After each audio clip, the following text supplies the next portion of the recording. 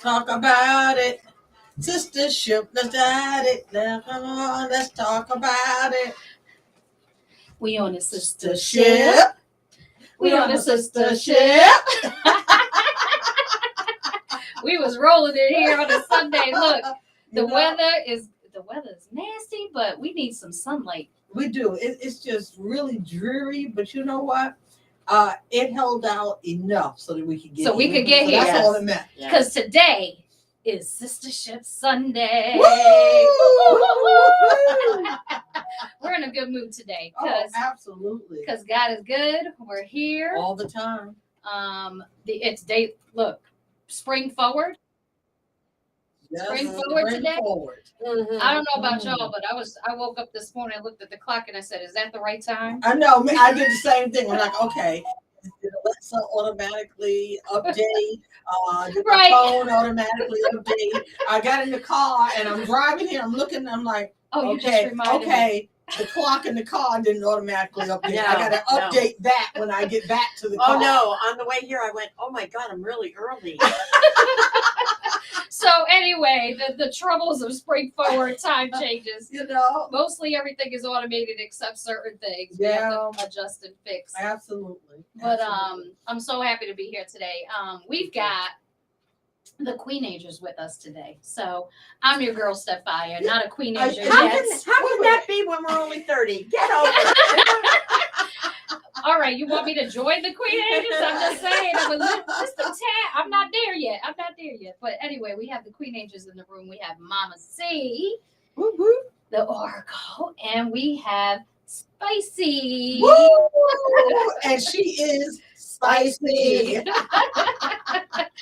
And you know what? It's a good day to talk about this topic because there's so much going on in the world, and you know, Jane is running for East Borough Council. So, you know, when we're talking, so today our topic is really about what are the qualities of good leadership, right? So it's important to understand that because there's so many people in this world that are leaders.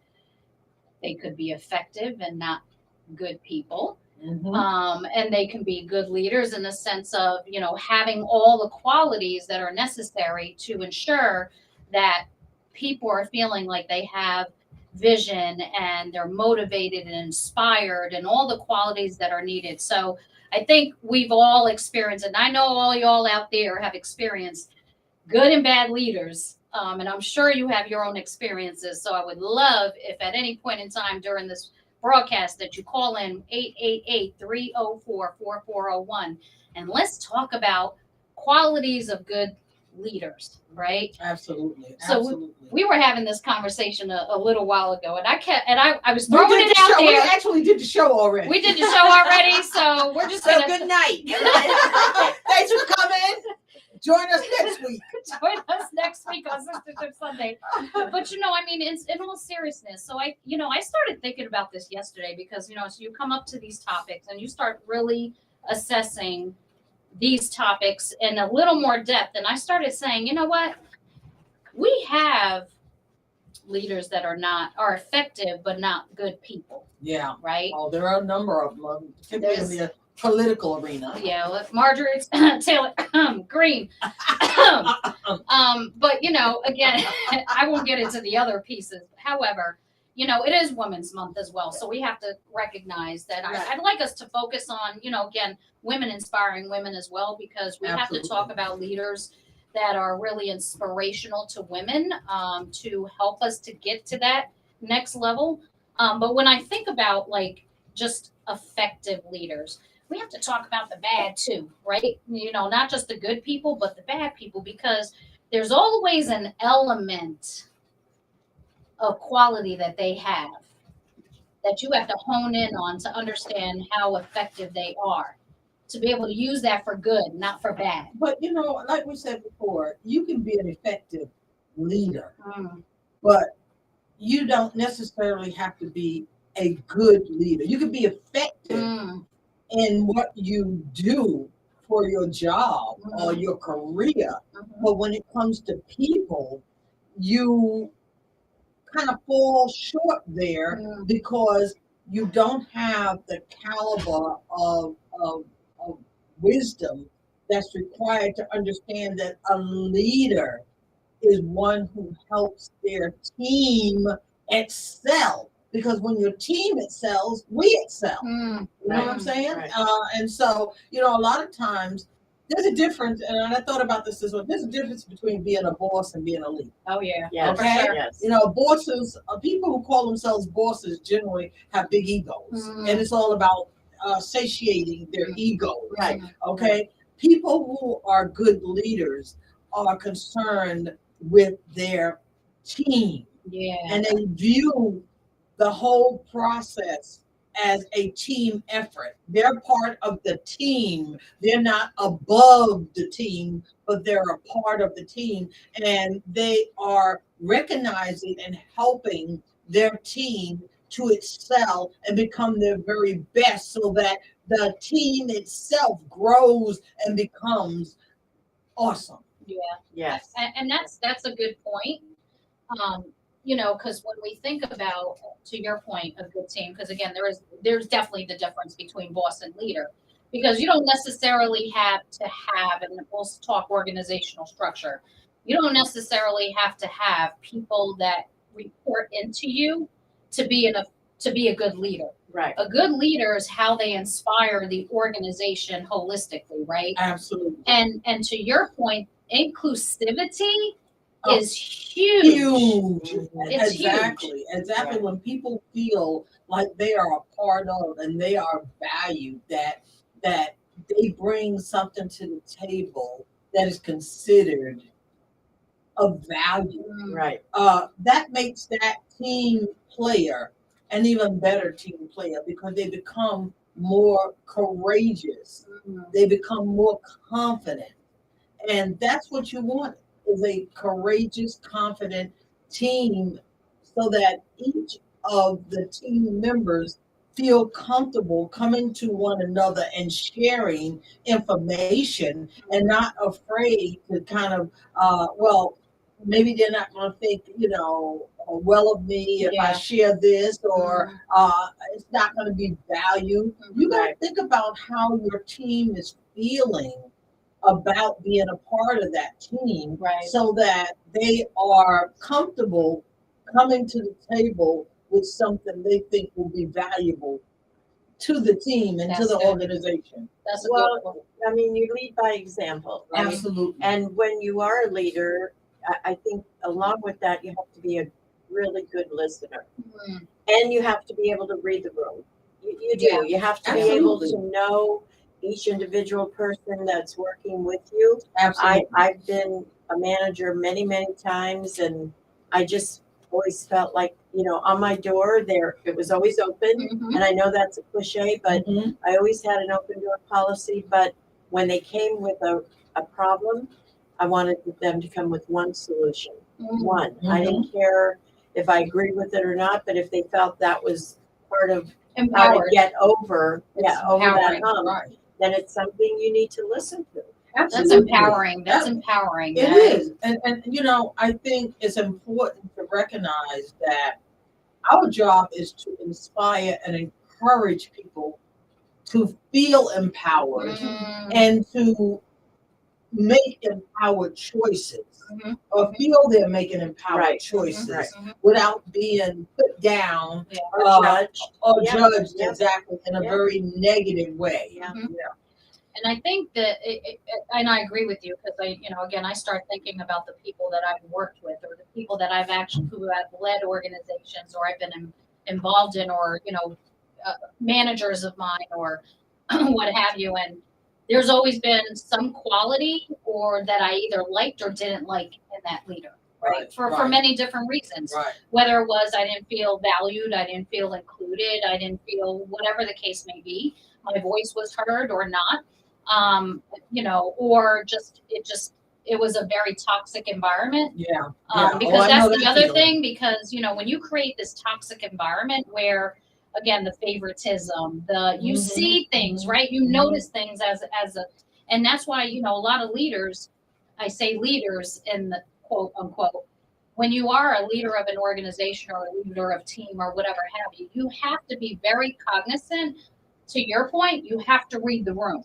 Right. And when you're not reading the room and you are intentionally not reading that room, Mhm. you yourself have created a very toxic environment Oh, absolutely. where people are feeling undervalued, you know, Dismissed. or dismissed. Yeah, I mean, the worst thing you can do to any human being is dismiss them, which Right. sends a really negative message that they're not important. Absolutely, They're not absolutely. And team building is what a leader is all about.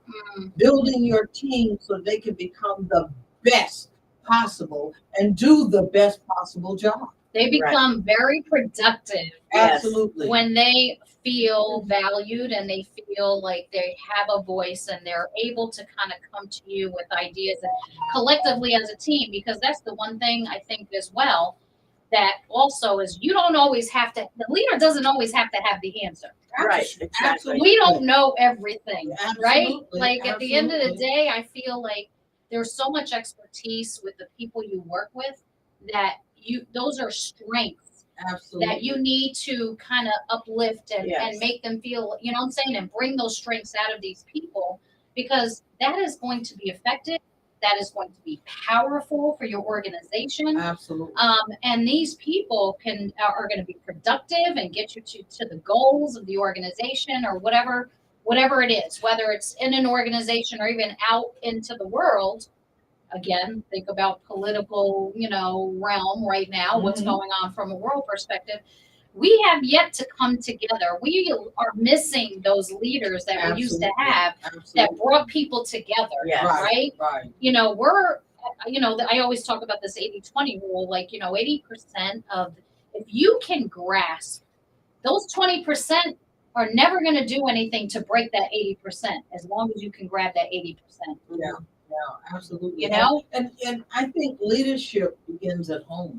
You practice and learn how to be a good leader at home. Mhm. You have children, you have a spouse, you can help to encourage them and to build them. I think about my granddaughter Mhm. Taylor, who had a oral presentation and a written presentation. So I over the last several days, that's what my weekend was this weekend, helping her to put together this oral presentation, written presentation, and visual presentation. And I had to, because Taylor tends to be a little shy and a little withdrawn and afraid to talk. Confidence. Yeah, Yeah. her confidence is not as right. So I had to work on building her confidence and letting her know that she has good ideas. She's got to be willing to pull them up out of herself, and I'm there to serve as a mentor and helper for her to do that. Yes. So I think when we practice these skills at home, we become even better at it when we're out in the workplace. Yeah. Because you have some sense of what you need to do. You learn how to read. Right.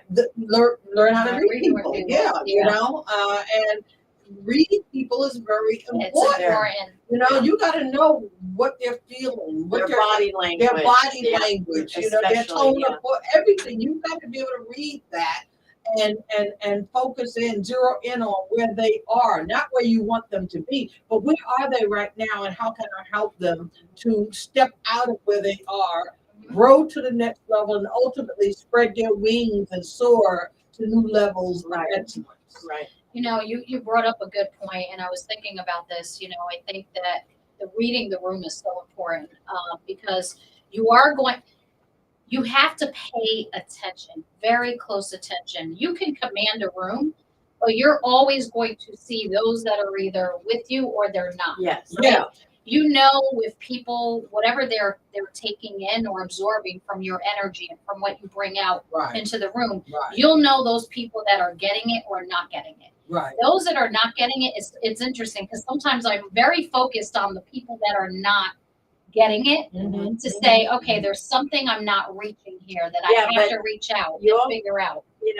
Or will they never get it? And, Or do and they it's, not want to get it? Well, You know what I mean? true. Some of them are streamlined to always be the negative. true. I mean, they may not like you. They may not like your lipstick. They may not like your dress. They may not like your shine, your energy. Yeah. Period. But I always ask the question, why? Yes, right? Because I'm always, absolutely. because there could be something that I'm missing in my Yes, communication, yes. right? Oh, absolutely. That, Well, you know, because not identifying everybody's it. the same, or Yeah, identifying we it. have to identify it. You'll Yeah. know when you have that conversation independently whether it's just a situation where you're not going to be able to solve for it, right? Oh, absolutely. Or it's something that maybe you can get them over the hump, right? It's right. change management as well, I feel.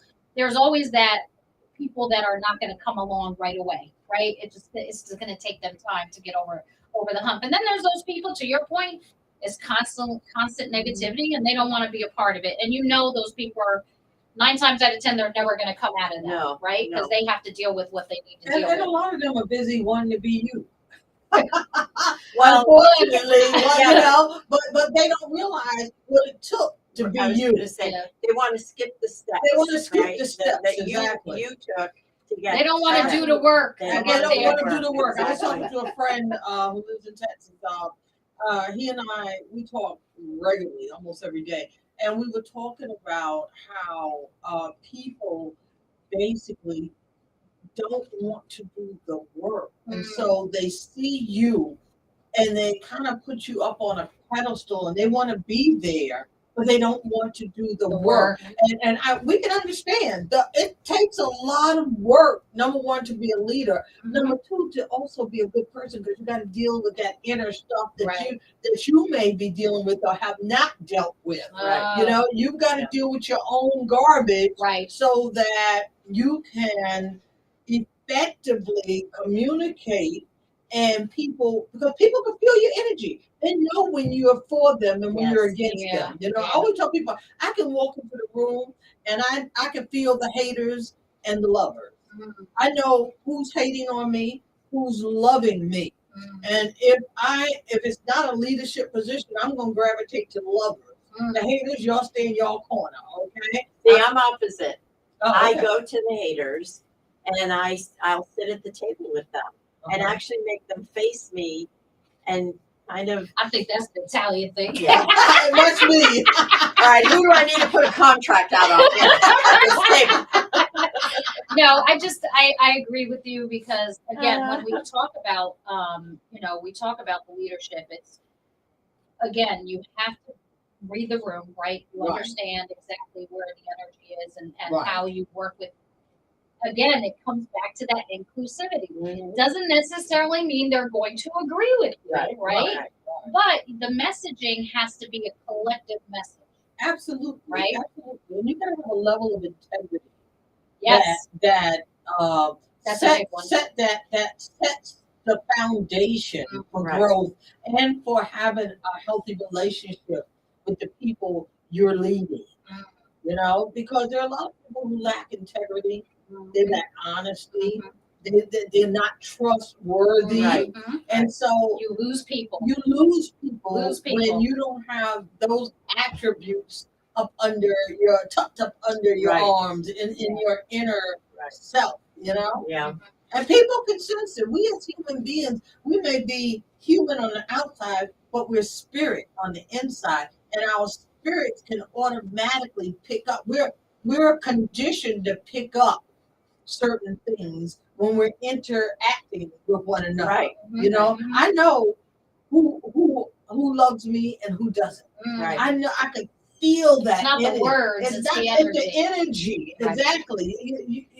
You can tell me you love me all day. All day, but if your energy is telling me something else, I'm not interested in what you say. I'm more interested in what you do. Yeah. You know, that tells the real story. You know, I have to laugh because my husband and I are watching Married at First Sight or something, that show God. on Netflix. So interesting is this one couple.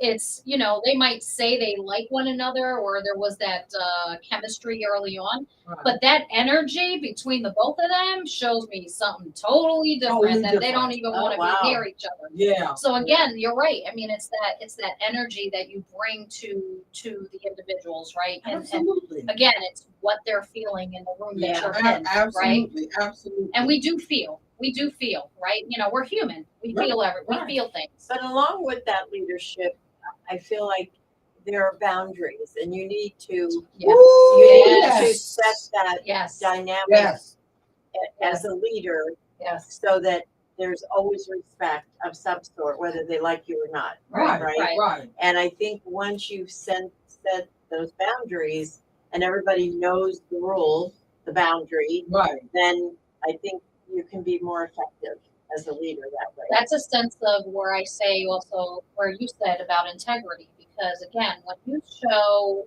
weakness in a room of a bunch of vultures, you're gonna get picked at till there's nothing left of you. You have to be very clear and consistent. Right. With everyone, right? Because I think about that even in a leadership position. If you're not consistent with everybody in your organization, and you're, again, goes back to that integrity of, oh, well, this person's getting special treatment. This person's not, she's treating her differently than her.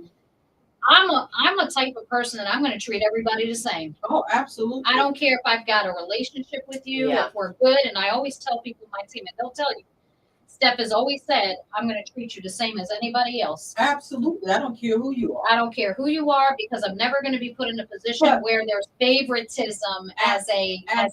Steph. But I think that comes from having developed a sense of self-confidence. Right. You got to build your own self-confidence so that you don't feel threatened by your team. Yeah. Right. Because when you feel threatened by your team, then there's always going to be a pull and tuck. Right. That is unnecessary to the process of team building and team supporting. It's the and it goes back to even having children, right? Yeah. Think about it. When you have children, you're going to have those that might need some extra attention than the other, and then they start seeing each other as different to the parent, right? So, that goes back into the workplace, into the dealings you have with other people when you're trying to lead and be that person for everybody. You have to be very cognizant of how you operate in many different environments, because anything that you are not consistent with, people will pick up on it. Oh, yeah. Absolutely. And as a leader or, someone running an organization, I also think you have to always know not everyone's going to like you and be okay with that. Be okay with that. Absolutely. Exactly. You're not going to win everybody over. Nope. Absolutely. However, there's no reason why you can't manage, a department even with those people in the Oh, absolutely. Absolutely. Look, you need diversity in what not everyone. Yeah, and you need to be able to accept that within yourself, that not everyone's going to like you. Absolutely. And that's okay. And you got to be able to delegate according to people's ability. Yeah. And you got to be willing to work with your weaker links. Yes. To help them to become stronger, so that when you're delegating work to people who can do the work, the weaker links are not seeing it as favoritism. So if you're delegating that work to people who can do it, and you're giving time to your weaker links, they're not going to feel as though they're not important, because you're giving them time to help them to build and become stronger members of the team. Yeah. But it comes back to the communication, not just doing it, but absolutely. making sure that, again, you're having these, and I say this, it's very important to have one-on-one conversations with each individual person on your team, so they can be open. To me, it's never been, when I have one-on-ones with people, yes, there's some elements of goals and, how are we doing to a goal from a goals perspective, but the other element to me is, how are you doing? Yeah. What's going on? What do you want to do? Yeah. You know what I'm saying? How are you feeling? Because at the end of the day, those open dialogues and open communication is so important to understand, even from a personal perspective, and not to get deep into people's personal lives or anything. Right. But, we have to understand how people are feeling. Right. Within their teams, within their organization, with you as a manager, because at the end of the day, there could be something that's not connecting between the both of you either. Not saying you're always going to have somebody who's positive, but you have to understand that, because some of it can be fixed, some of it can't. But if you don't ask the question, you don't know. Yeah, you have to be concerned about the people you're leading. Empathetic. You have to be empathetic. You have to show that level of compassion that says, I care. Right, But exactly. people know you care. There are a lot of people out here who have no one in their lives that they feel cares about them. Right. So we all need to work, Mhm. you know? So if you need to work, but you go to work and you feel that whoever you report to or the team cares about you, that brings a level of confidence Yes. that helps you to grow and become And your safe. best. And, Safety. and feel safe. People have to feel safe. Absolutely. That there's not going to be retaliation Yeah, when they exactly. come to Yes. speak to you as a boss or a leader or a supervisor or whatever position you may hold. You Absolutely. have to be able, I feel, like I said, sit across the table from someone and even know that they don't like you, but is it that they don't like the way you lead or they don't like you as a person? Because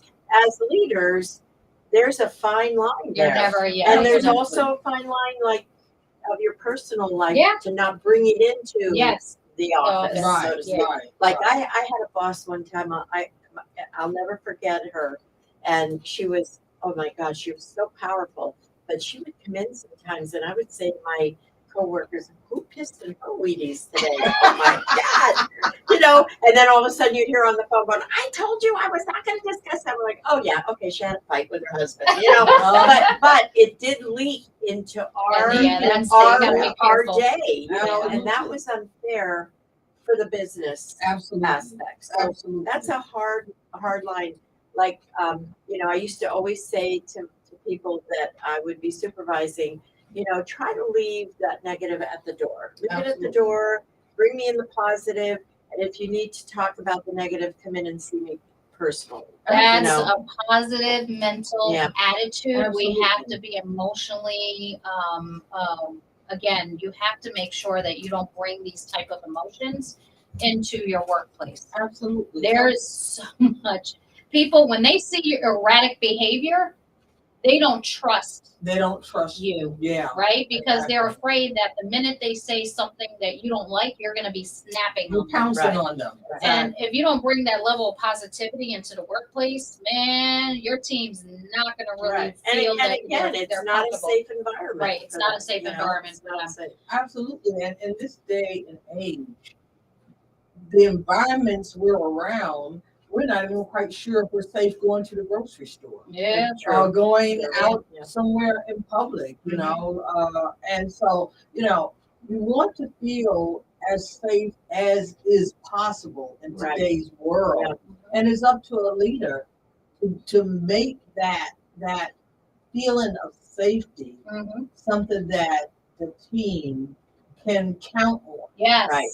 Exactly. You just said team can count on, and I think of this as well, is when you're in a position of leadership position and you think about protecting your team, when things are going wrong, you have to also protect them, right? Oh, You yeah, have to, absolutely. Yes. the way I see things, I'm accountable for my team. Whatever happened, Right.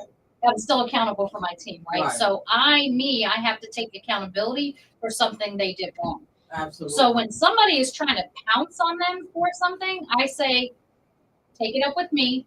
I'm accountable for it. And I have to be the one to make sure that I communicate what was wrong and right and how we correct that. Absolutely. When they feel protected like that you're going to protect them even when they were wrong, right. and you're going to have a conversation with them on how to fix what's broken, Absolutely. they feel protected as well. Oh, absolutely. Yeah, you always have to respect the humanity of everyone. I mean, you always have to, whether you're in a leadership position, even as a coworker. I feel like that respect of just being a human being has to be there. And if they reject that, sometimes you do have to walk away. And again, that boundary, Right. has to be put up. Right. And I think as a leader, you don't always have to communicate with your people from behind your desk. Exactly. Come Oh, from no. behind that desk. Walk around. Sit in an area where it's one-on-one and the two of you feel Mm-hmm. equal. Right. Where your staff feels equal. Right. Not that you're hovering over them like. Right. Yeah, like you're the grand poobah. Right. Yeah, there's nothing the worse. wizard. Right. There's nothing worse than people sitting and then you walk over and you you hover over them like a big shadow, you Right. know, like a buzzard. I could tell you when I've done speaking engagements at like MS rehabilitation centers, most of them are in wheelchairs, and I sit when I do that speech. I do not stand because, like I said, nothing worse than having someone stand over you. It's the need. What's the word I'm looking for? It doesn't make them feel Yeah, like it's they're dehumanizing. Equal. I They're think. dehumanizing. Yeah, and I agree with Yeah. you because I've done a lot of public speaking engagements. I refuse to stand behind the podium. I get if I have to use, I think I need to use the microphone, I will, but basically I say to them, I have a loud voice, y'all. I don't need this. And I come down off the stage and I interact with them right at their level. I don't feel the need to be looked up at or to feel like I'm more than. I want to communicate effectively with the people who I'm talking to. You know, that's interesting. I during the pandemic, we did a lot of Zoom meetings and, you know, all over the place things I was involved in. And there would be people who are hosting and it would look like they're looking down on you. And I'd be like, what is that about? You know, and I would say to them, maybe you want to move your camera a little bit because like we can see up your nose kind of thing, like kind of make a joke of it.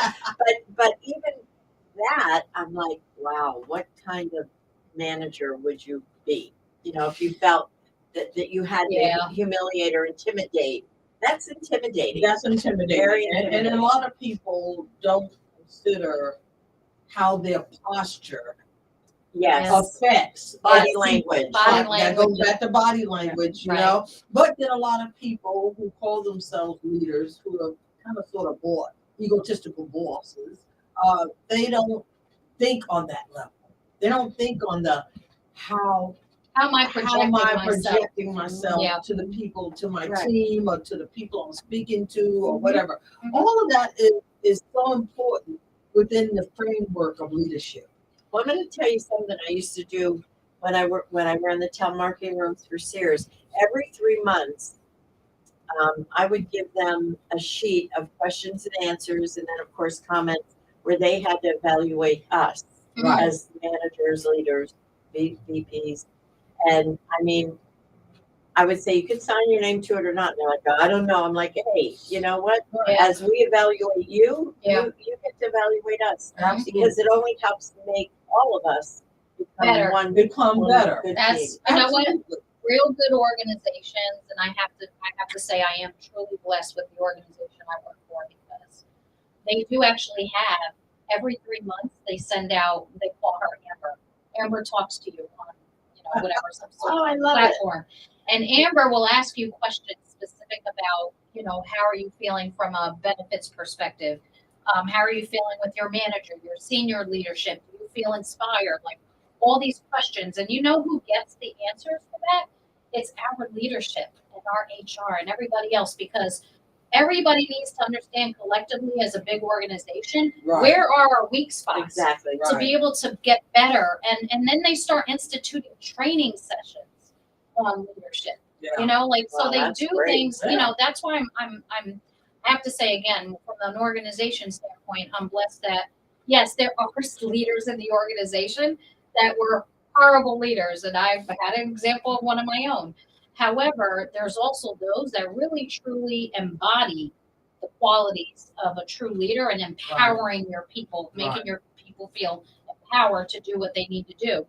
And those I have to be thankful for because I've had both sides of the fence. Oh yeah. Throughout my whole career, And to want to encourage them to, rise up that ladder of management and, all right, you're going to lose a great coworker or, a person that you're leading, but I'm not losing anybody. But isn't that that's the whole intent. A good reflection on you. Absolutely. It is. To see them rise. To see people rise. Yeah. Exactly. I mean, it's your team, and I think I posted this a while ago. Your team makes you the better leader because they are good leaders. If they're showing those skill sets Those are the people that you want to elevate, and they want, because not for nothing, at some point, I don't plan on being in the same position my whole entire career. Absolutely. You know what I'm saying? Like, Absolutely. I plan on moving around, Absolutely. and I need people.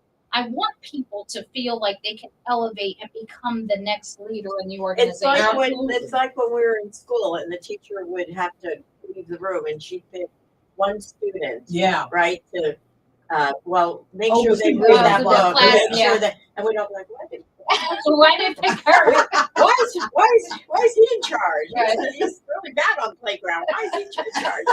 Because he probably was effective in some part of it. You know, or the teacher was trying to build his confidence. Or the teacher was trying to build his confidence. Right.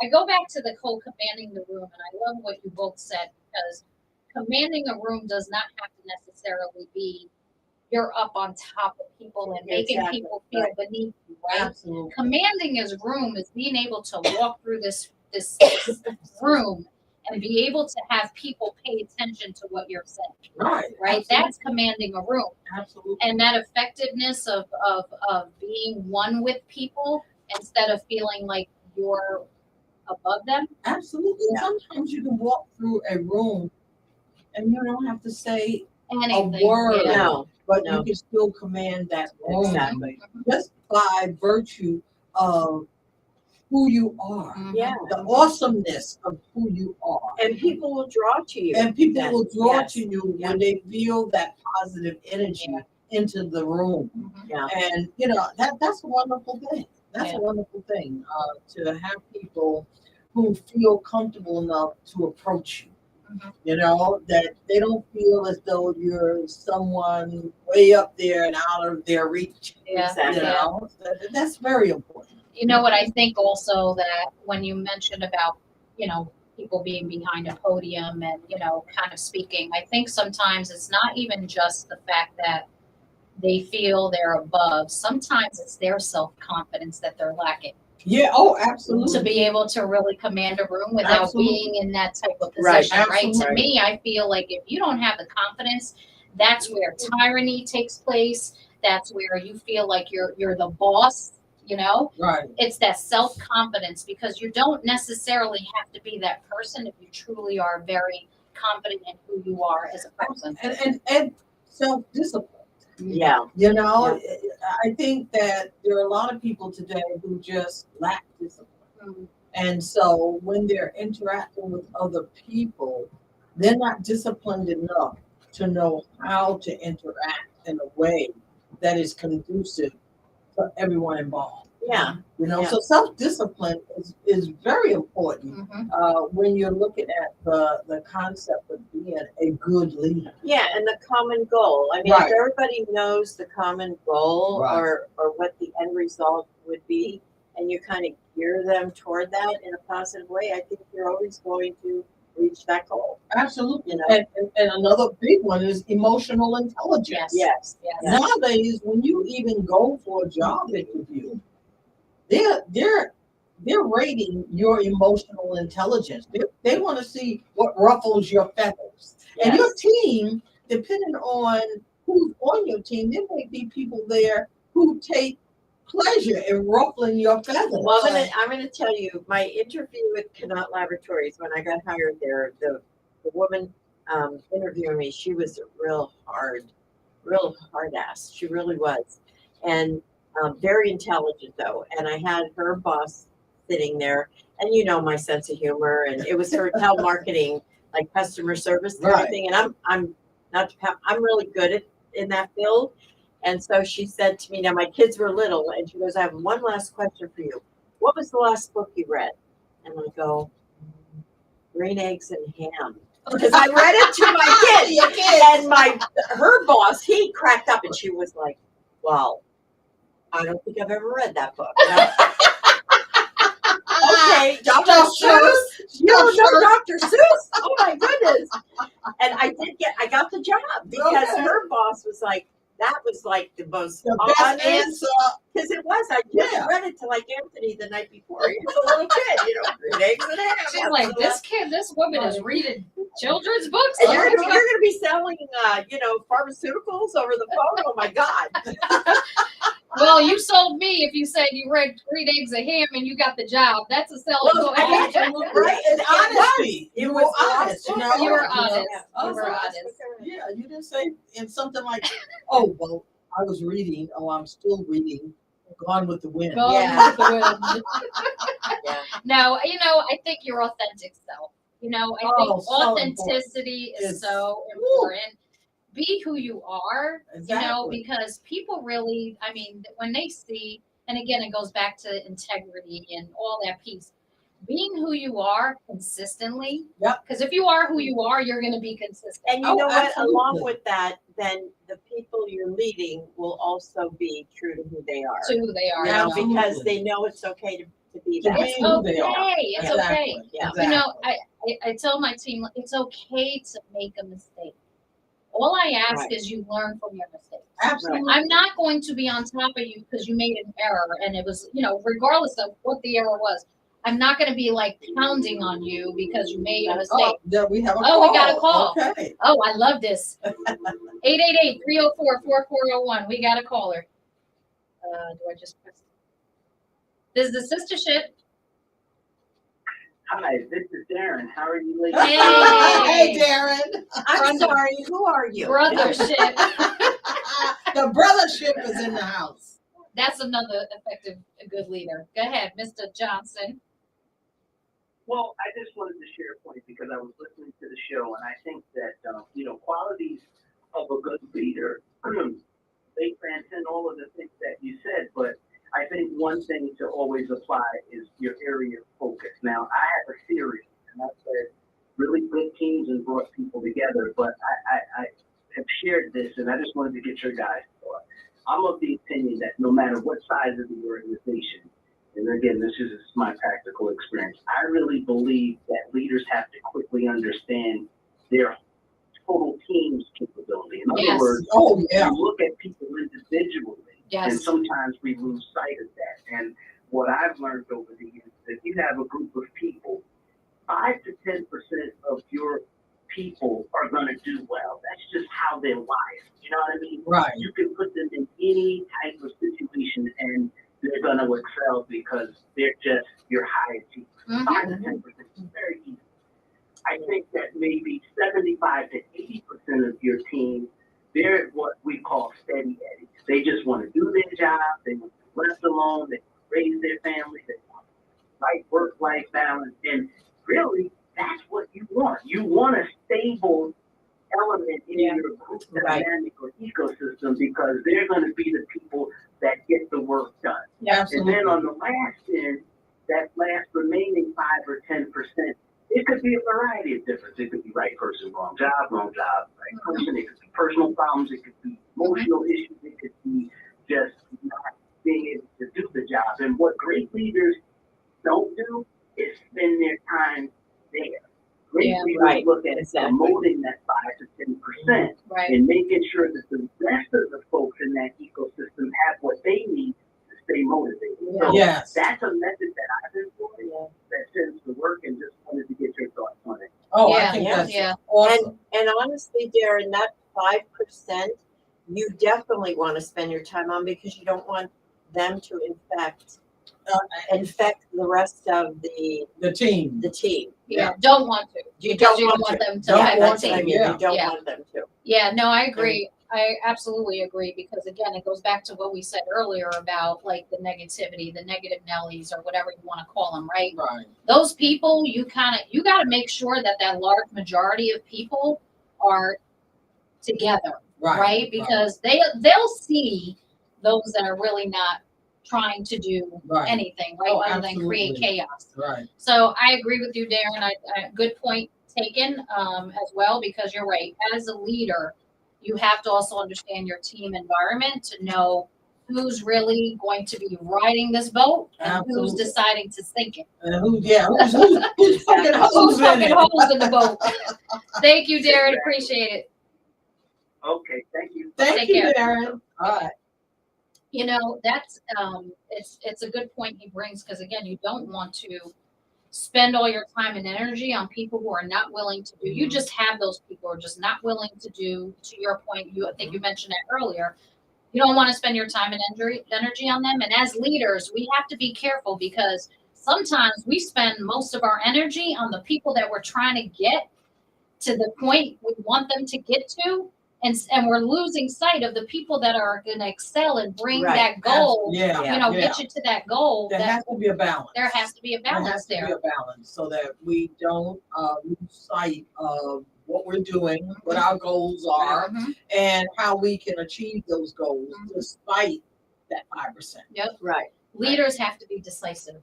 Oh, absolutely. We have to be Yes. decisive. Absolutely. You cannot be wishy-washy on things, right? Because then the team doesn't even necessarily know where they're going, right? They're kind of on this raft and they're like, well, does she want to go here? Does she want to go there? What does she want to do?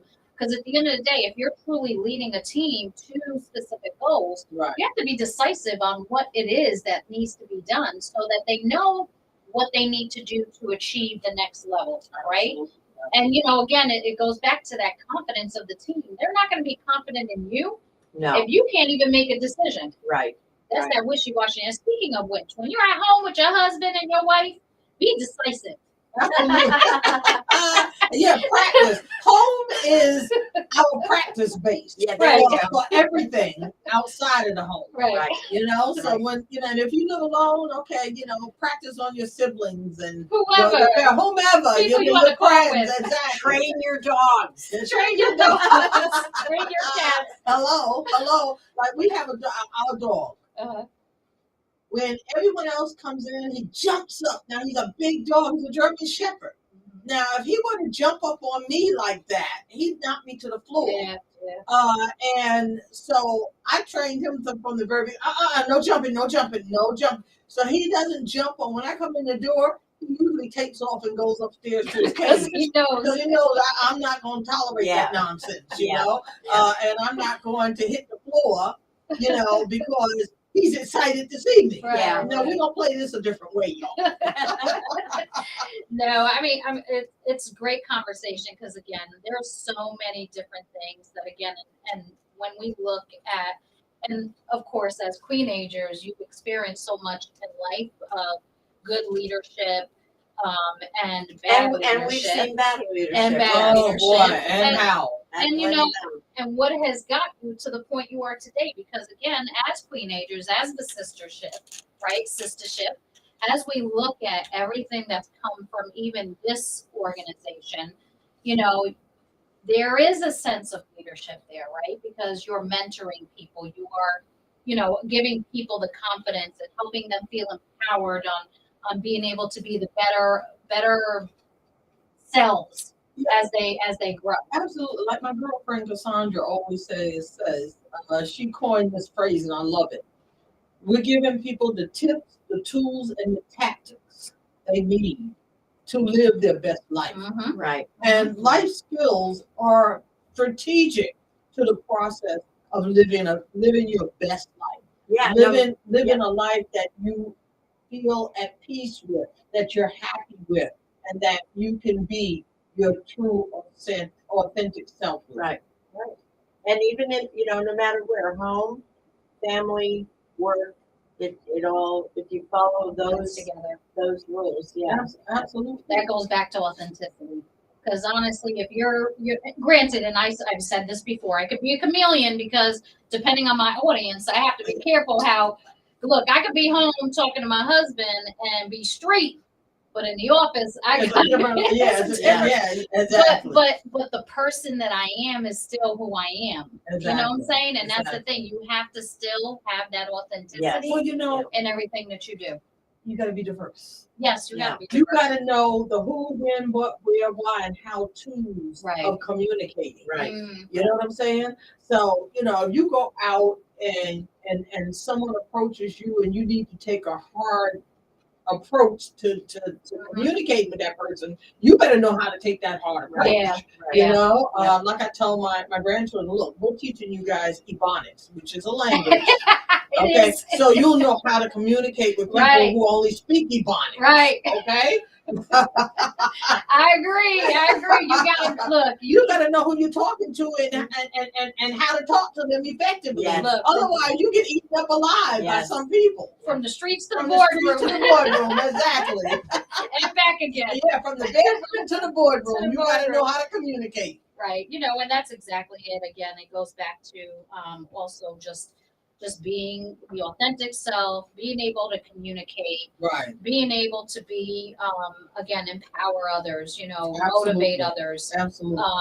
have, again, reading the room, as we Yes. said, Mhm. we need to understand that not everybody, we're not all the same. Right. No, we're not.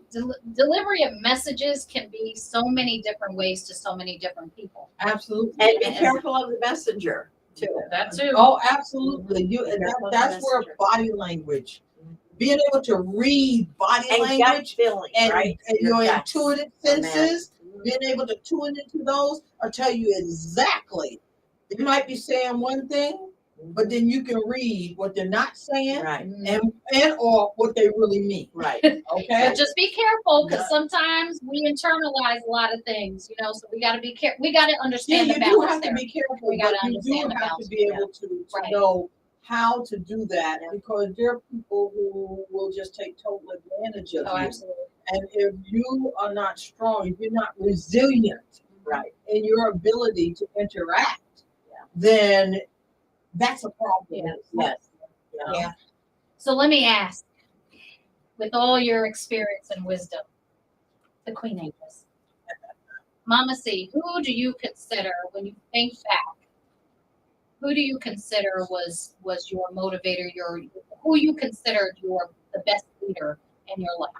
Someone who you considered a good leader in your life that helped you to evolve and grow into the Mama C you are today. You know what? I always tell people I'm a hodgepodge of this and that. Mm-hmm. I kind of, because I didn't have parents at home to guide me and to turn to, I kind of picked up a little bit of this and that from everyone that I've come in contact with. There, to be honest, there isn't one particular person. Right. Except I remember when I was in high school, there was a high school teacher, my shorthand high school teacher. She saw something in me, and she knew that I played hooky a lot. And then she said, "You are gifted." She said, "You have so much potential." She said, "I'd like to see you take advantage of that potential, and be a better student, be better to yourself." I don't remember her name now. Oh God, we're talking about 40 years ago, I'm taking them back into time. But I'm a hodgepodge. I'm like a stew. I'm a hodgepodge of a lot of people. I had to kind of figure out what was good and what was not good. Right. What was bad, what I shouldn't do, what I should not do. Right. What words I had to use my intuitive senses. The good tools. I had to use those intuitive abilities to figure out how to get to this point in my life. And then I started reading books, and I have to say, the one book that started me on the journey to self-reflection and self-growth was by Marianne Williamson, A Woman's Work. That book made me realize what was missing in my life, and it was a connection to myself. Yeah. I was busy taking care of and helping a lot of different people because I didn't want to see people go through this suffering and the struggle and some of the things I went through. So I was busy focusing on other people and had not focused on me to the degree that I needed to. And that began in my 40s. Right.